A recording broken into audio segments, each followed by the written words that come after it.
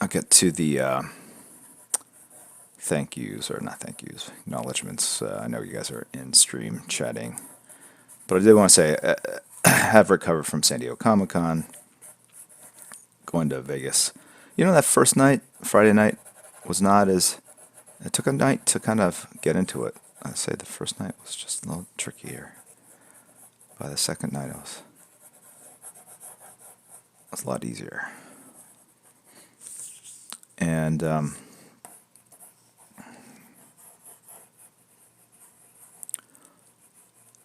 saw my orthopedic doctor, right? Orthopedic. Wednesday, had torn labral muscles on my shoulder. But what was really messing me up was I developed frozen shoulder because I was trying not to use my shoulder much. And so frozen shoulders, injected cortisone into that shoulder, and now I feel like I use about 80% of it. The pain's still there, and there are times when I'm like,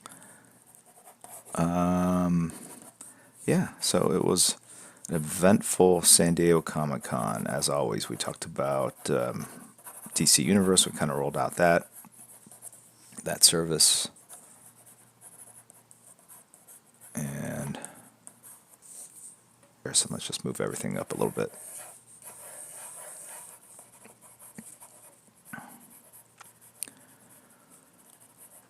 But people are like, your San Diego schedule, like, you're only there for like a day of real work. Because I had a bunch of sort of public facing things on Thursday. Friday, I had one signing, I think. But Friday afternoon, from I think after the signing, like 12 to 6, I just did press. I did interviews all day. And then Saturday was the Hall H stuff, where we debuted a little footage from Wonder Woman, and then the Aquaman trailer and the Shazam trailer, which all three actually went over extremely well. So that was kind of exciting to see the fan reaction. So a lot of big news this San Diego. I think we had this cool boat yacht experience on, I think, Friday morning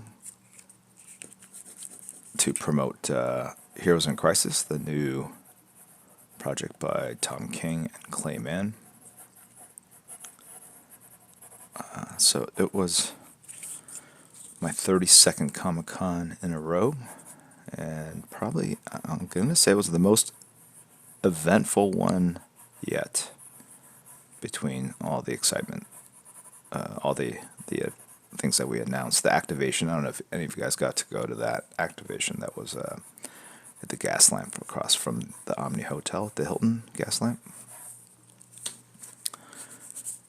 I think every morning they had like 300 or so people lined up. Where that fist is in relationship to the head is what that composition's all about. And then, so I don't work from the shoulder, bicep, forearm, and then the fist just happens to be where it is. It's not an accident. I say that's where the fist is going to be, and then I make everything else kind of bend to that until you max out the storage space, if that makes sense. So what I'm saying here, composition trumps. In fact, I think when I did this pose with Batman, I think I just put the fist somewhere and I don't even show the rest of the arm. I don't know how I got away with it. I think if you put it, like for instance, if you put it like right here, like the fist is right here, like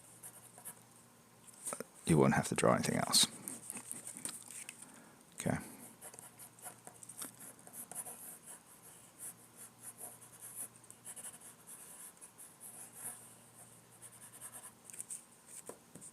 I actually just have moved it even further up and changed the tilt of it.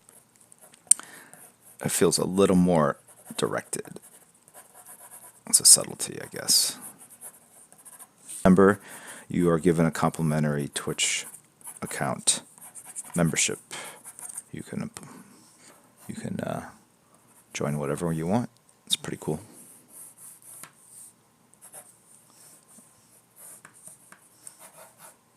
Glove. So I had a chance to meet Mr. Murata-san. where I found out he was a fan of American comics, particularly Batman. So we did a panel together, and then we did the thing where I drew Batman, he drew Batman too, but I don't think I drew One Punch Man. It back to feeling somewhat normal. I was starting to get kind of depressed that everything was just going to fall apart. Poop 27 was, we announced that there was a Hush movie adaptation, and we announced this interesting collab with GameStop, and they're doing a Funko Pop, mini Funko Pop figure that's looks just like Batman, but he's got his hand up on his thigh, which is obviously the second. It's the second print cover of Batman 608, which I think most people recognize from the run. They made into posters, shirts, everything. There seems to be an element around his collar. And he's got a belt.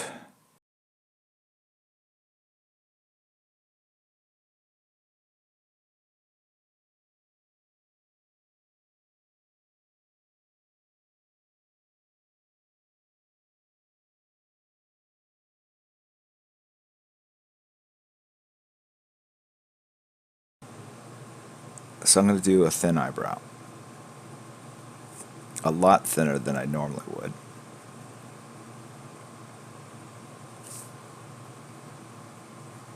Okay.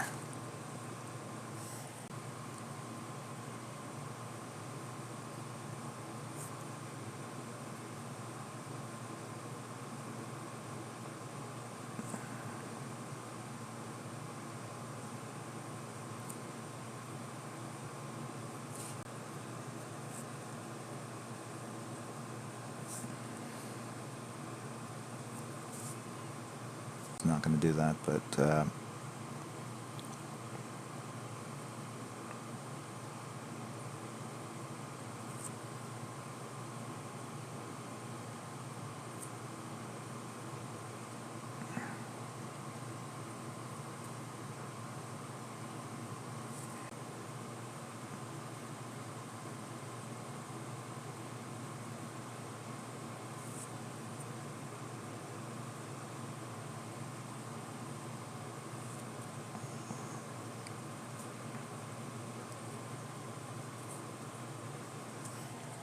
okay.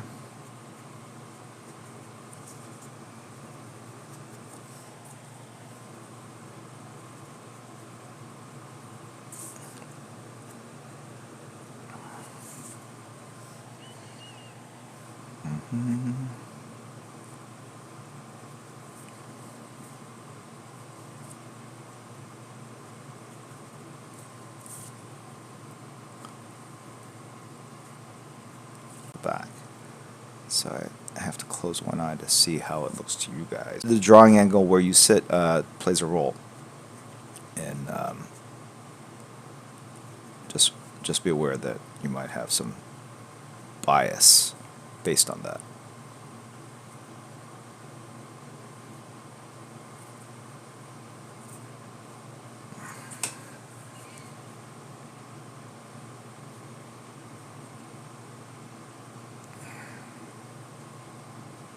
I am. I think Nightbot has the whole list. I don't know if in our Discord channel, I don't think I had Palm Springs in there. So what do I got coming up? I've got in 2 weekends, right? Birthday, I'll be there, and then so I fly in, or I come in Friday night, and then I'm there all day for the show Saturday, and then I fly out Saturday, and then I get we're renting an RV and driving our son to college in Texas, so I'll be on the road for several days just driving. I was thinking of just rather than just staying at hotels, I'll just stay at random people's houses that I meet. And then end of August is the Palm Springs Comic Con, so I'll be there for that. And then in September, I'll be going to Prague Comic Con in Prague, Czech Republic.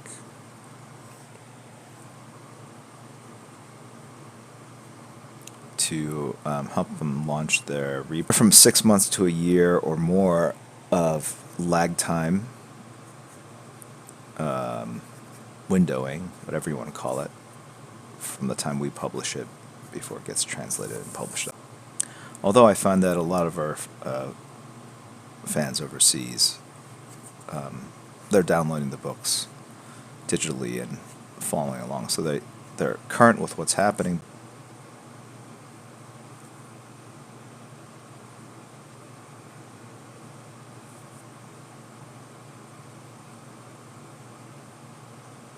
If I can see.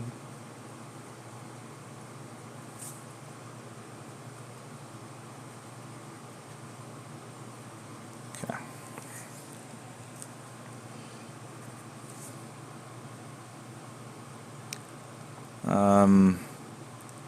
So Prague will be interesting, and come back. San Antonio, Alamo Comic-Con, end of October. If any of you guys are down there. And then the Toluca, Mexico City Comic-Con in beginning of December. And then I'm doing a signing at Torpedo Comics in December as well. Those are both early December. And then I'm going to enjoy my winter break. Not that I didn't, enjoy the shows that I did this year. I just, with the new responsibilities, I'm not, obviously, I want to honor my obligations, but going next year, there are a few that I've kind of already agreed to that I will. And I say elective because there are shows that I have to go to, sort of like, I think WonderCon, New York, and San Diego. And those are the ones that DC goes to and sets up at.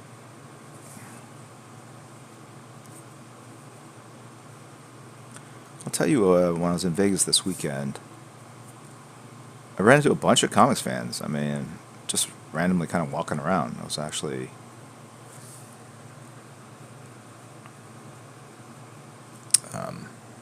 pretty cool. Compared to, let's say, like Dallas. I said, hey, you're so-and-so, like, or are you? And they're there to see, like, the Backstreet Boys.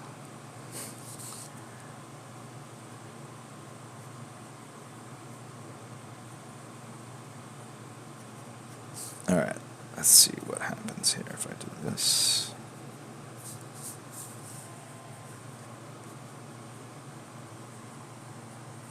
Yes, I was just there this weekend. I just flew back today.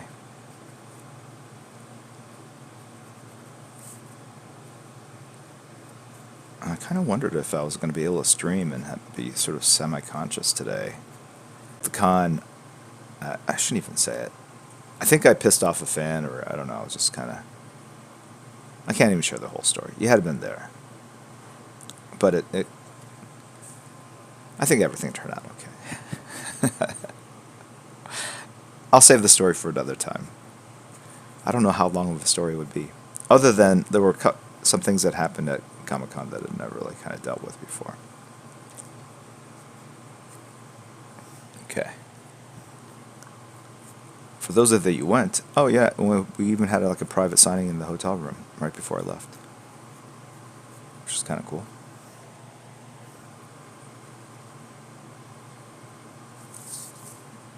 But I had to leave early. We had Teen Titans Go premiere on Sunday up in LA, so I had to come back for that, and it was a funny movie. There's a hilarious camo. I won't spoil it for anyone. And they've got some amazing voices, different actors, and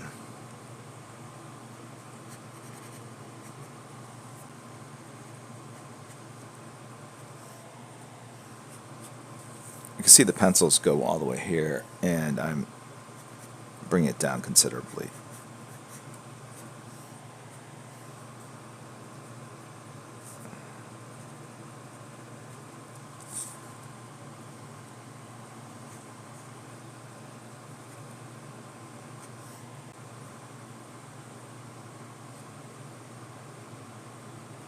Just looking at the belt. That's what I found interesting. It's just kind of.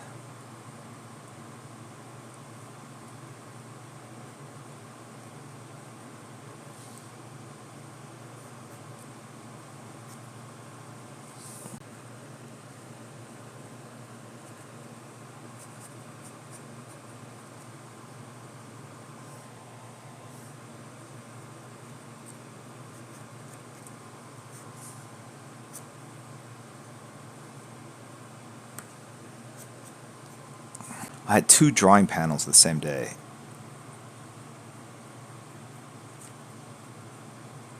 So hopefully that will not be replicated next year.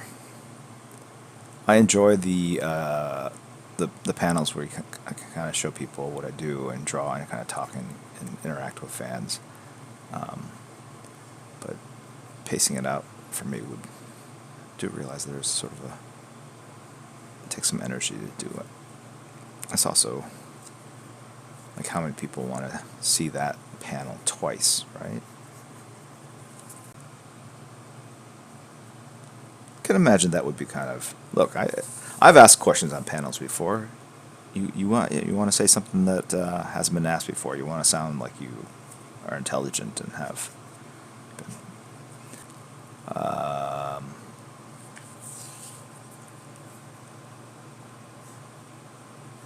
There's one person that said, "Hey, if you could trade Marvel characters for DC characters, who would you trade?"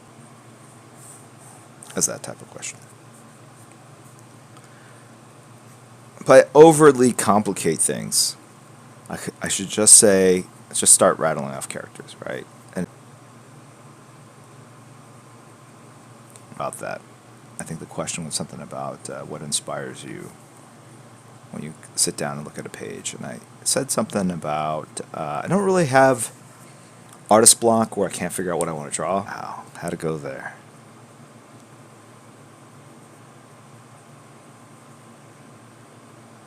You know, as much ribbing as Hallmark gets, they still sell a boatload of greeting cards. People still like buying them rather than sending them digitally. They make those movies. I think there's room in modern life for messages coming from the heart. Sappy messages from the heart. Whatever you want to call them, dude.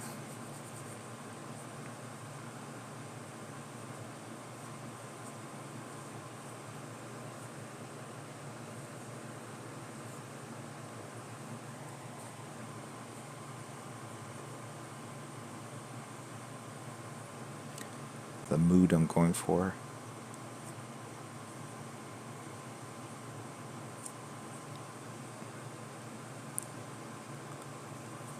But I didn't want to miss another week of streaming. So, here we are.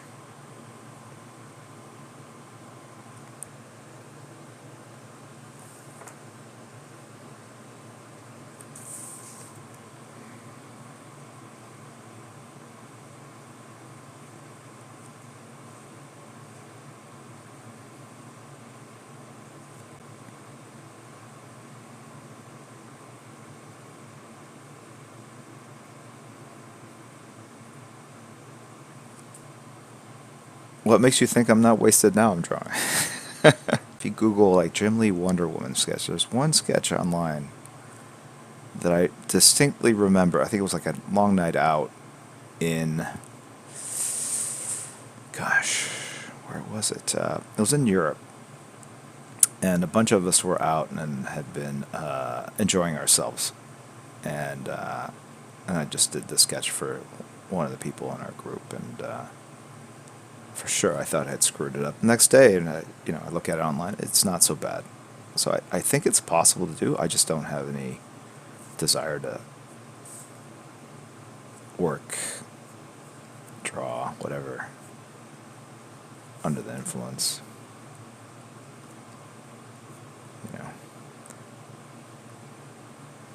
Prejudice, or I mentally associate like kind of having a beer or a glass of wine with like just unwinding and just kind of kicking back and I associate drawing with work. Think that, oh, it's not the tradition. But the and then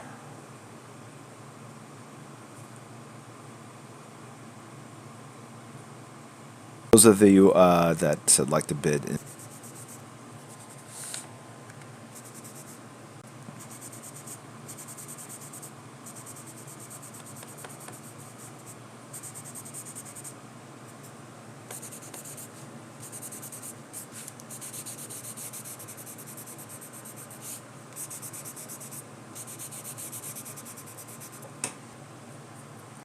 Trust me, I need my rest. Need my rest.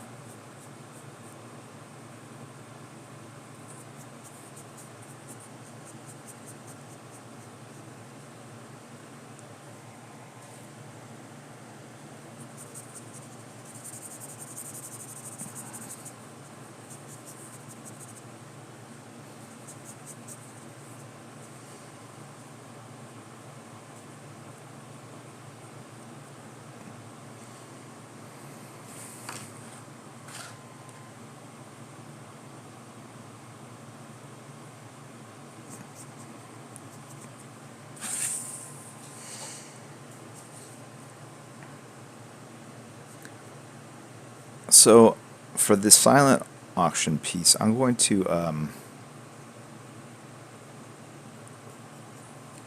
put it up to a vote, but I'm going to pick the characters and just put it up and see what you guys think.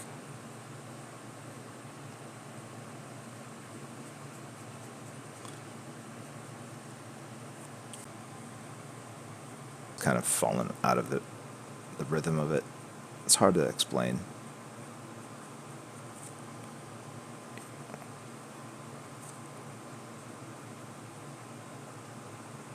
Sorry, Kelsey, I didn't put Mason in there. I drew Kelsey as Link once. I think I posted that drawing online. I think.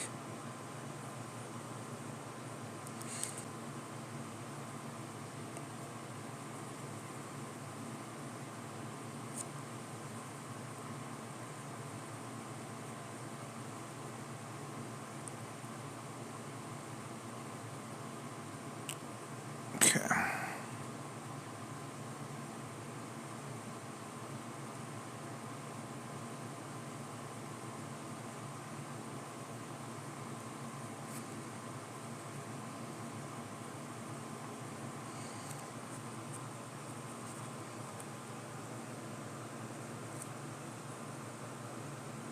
Very interesting. All right, let's do it.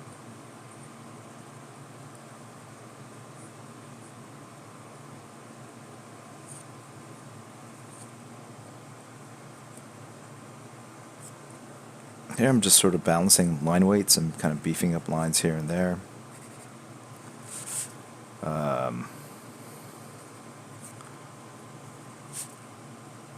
But beefing them up, I'm sort of separating the planes, making things pop more, giving greater value or emphasis on certain objects or shapes.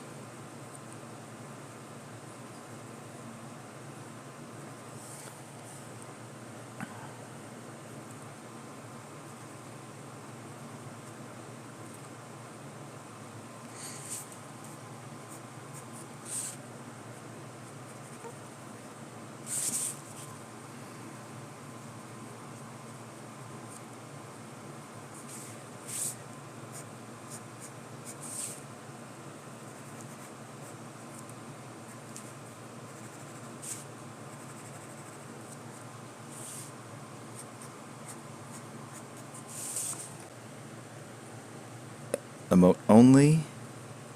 Hold on a second.